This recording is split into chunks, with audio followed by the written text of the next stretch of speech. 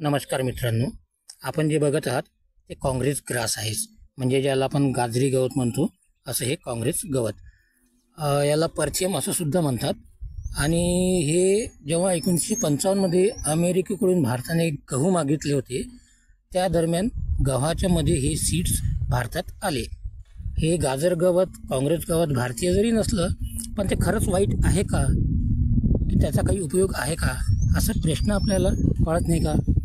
कारण ते जर वाईट असतं तर निसर्गाने ते बनवलंच नसतं. निसर्गाने बनवलं आहे म्हणजे त्याचा काहीतरी थोडाफार तरी उपयोग असेल. भारतात जरी त्याचा एवढा उपयोग नसला तरी याच्यापासून आपण जीवाणूनाशक किंवा खतनाशक, कीटकनाशक बनवू शकतो.